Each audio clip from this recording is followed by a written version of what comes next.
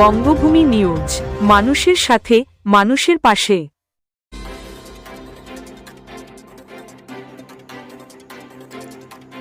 Diamond হারবারে BJP কর্মীকে অপহরণ করে মারধরের অভিযোগ, গ্রেফতারের দাবিতে জাতীয় সড়ক অবরোধ। দক্ষিণ 24 পরগনার ডায়মন্ড হারবারের এক বিজেপি কর্মীকে অপহরণ করে একটি পরিত্যক্ত বাড়িতে আটকে রেখে মারধরের অভিযোগকে কেন্দ্র করে শনিবার ব্যাপক উত্তেজনা ছড়ায়। অভিযুক্তদের দ্রুত গ্রেফতারের দাবিতে ডায়মন্ড হারবার থানার অন্তর্গত পারুলিয়া মোড়ে 117 নম্বর জাতীয় সড়ক অবরোধ করে বিক্ষোভ দেখান বিজেপি কর্মী সমর্থকেরা।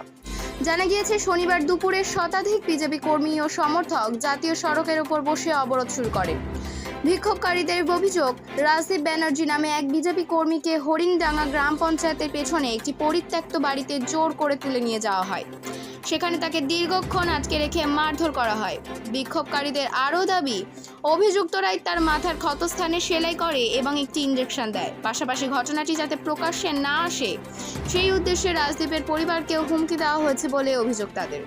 গুরুতর আহত অবস্থায় রাজদীপ ব্যানার্জিকে প্রথমে স্থানীয় হাসপাতালে ভর্তি করা হয়। পরে শারীরিক অবস্থার অবনতি হয় তাকে কলকাতার একটি হাসপাতালে স্থানান্তর করা হয়।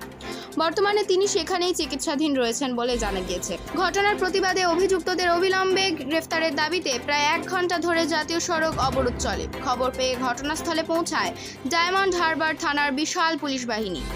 পুলিশ বিক্ষোভকারীদের সঙ্গে আলোচনা করে পরিস্থিতি নিয়ন্ত্রণে আনেন। পুলিশ সূত্রে জানা গিয়েছে, বিজেপি কর্মীকে মারধরের অভিযোগে ঘটনায় ইতিমধ্যেই 2 জনকে আটক করা হয়েছে।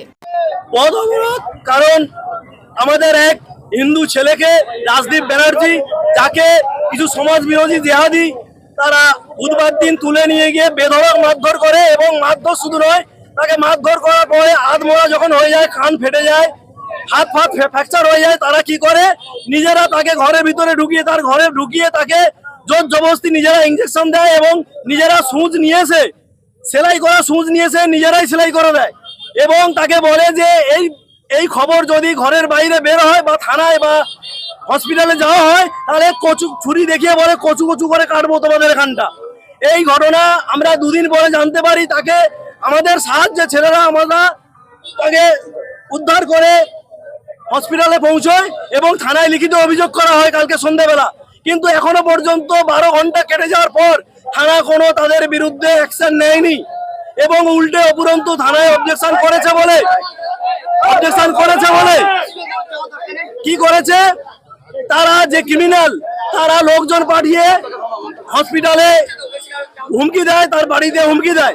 এরপরে আমরা চাইছি সেই ক্রিমিনালরা যতক্ষণ না অ্যারেস্ট হবে আমরা, এবং ডায়মন্ড হারবারে আইসি পদত্যাগ, যদি অ্যারেস্ট হলো ভালো, যদি অ্যারেস্ট না হয় ডায়মন্ড হারবার আইসি পদত্যাগ ছাড়া আমরা এখানে অবরোধ তুলবো না। ঘটনার তদন্ত শুরু হয়েছে এবং দ্রুত আইনানুগ ব্যবস্থা নেওয়ার আশ্বাস দিয়েছেন পুলিশ।